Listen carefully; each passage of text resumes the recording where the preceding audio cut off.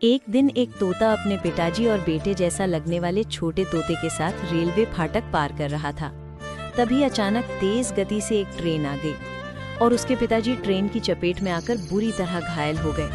छोटा तोता जोर जोर से रोने लगा, पर आसपास के लोग उसकी हालत देखकर हंसने लगे। फिर भी तोते ने हिम्मत नहीं हारी। उसने अपने पिताजी को उठाकर अस्पताल पहुंचाया। वहां इलाज के लिए पैसे नहीं थे, तो वो बाहर जाकर मेहनत करने लगा। कार साफ की, लोगों के जूते चमकाए, ट्रेन डिब्बे साफ किए, बर्तन धोए।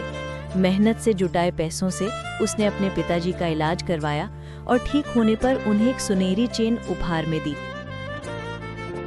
एक छोटी बिल्ली मीशू अपने बूढ़े मालिक के साथ बाजार जा रही थी।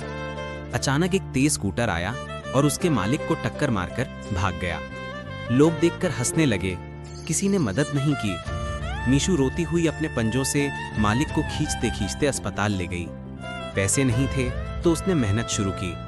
दुकान पर चूहे पकड़ कर दिए, रेस्टोरेंट के बाहर बर्तन चाट कर साफ किए और लोगों की दुकानें चौकीदारी की। मेहनत से कमाए पैसे से उसने अपने मालिक का इलाज करवाया। मालिक के ठीक होते ही मीशू कैमरे की ओर देखती है और कहती है, अगर कहानी अच्छी लगी हो तो लाइक और सब्सक्राइब जरूर करना। एक छोटे से कस्बे में एक नन्ही सफेद भूरी रंग की प्यारी बिल्ली रहती थी, जिसका नाम था नूरी। उसकी मुलायम फर, बड़ी बड़ी सुनहरी आंखें और गुलाबी नाक देखकर हर कोई उससे पहली ही नजर में प्यार करने लगता था। नूरी एक बूढ़े फूल बेचने वाले आदमी रघु काका के साथ रहती थी। उम्र ने रघु काका की कमर झुका दी थी, हाथ कांपते थे, पर मन में प्यार और चेहरे पर मुस्कान हमेशा रहती थी। नूरी उनके लिए बेटी जैसी थी और रघु काका उसके लिए पूरा संसार। हर सुबह दोनों मिलकर तालाब के किनारे से फूल इकट्ठे करते और फिर बाजार में बेचने जाते। रघु काका की कमर दर्द की वजह से वे झुककर फूल नहीं तोड़ पाते थे, इसीलिए सारा काम नूरी करती। कली चुनना, टोकरी भरना और फिर काका की उंगली पकड़कर धीरे धीरे चलना। लोग हंसते हुए कहते, देखो देखो, फूल वाला और उसकी बिल्ली असली टीम है।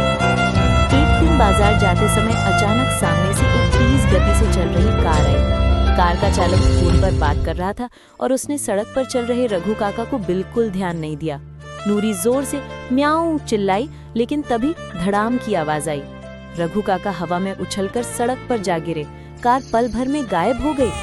नूरी का दिल टूट गया। वो रो रो कर रघु काका के चेहरे को चाटने लगी, लेकिन आसपास खड़े लोग तमाशा देखने लगे और किसी ने मदद नहीं की। कोई बोला, बिल्ली सड़क पर क्यों लाई? और कोई बोला, मदद करेंगे तो पुलिस परेशान करेगी। नूरी ने हार नहीं मानी। उसने अपनी पूरी ताकत लगाई और रघु काका की शर्ट पकड़कर उन्हें धीरे धीरे सड़क के किनारे खींचा।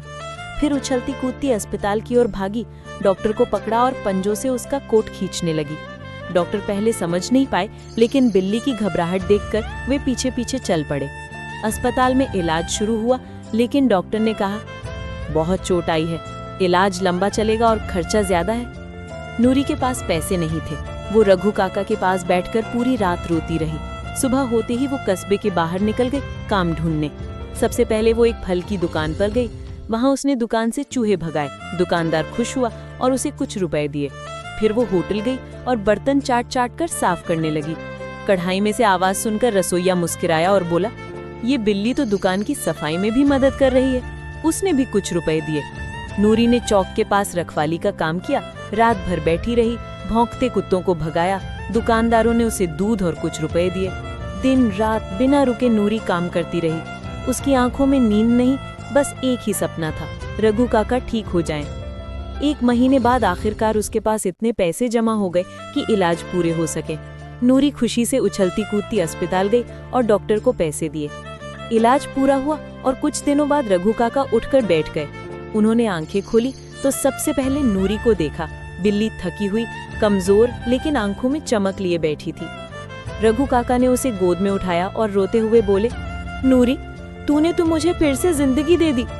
नूरी उनके सीने से लगी और धीरे धीरे गुनगुनाने लगी। दोनों अस्पताल से बाहर निकले। धूप उन पर पड़ रही थी, हवा हल्की हल्की चल रही थी। दोनों फिर सड़कों पर चल रहे थे, एक बूढ़ा इंसान और उसकी बहादुर बिल्ली।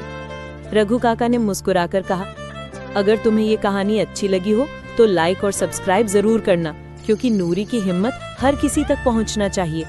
और उनके साथ नूरी भी कैमरे की ओर देखकर म्याऊं कर दे, तो भी कह रही हो।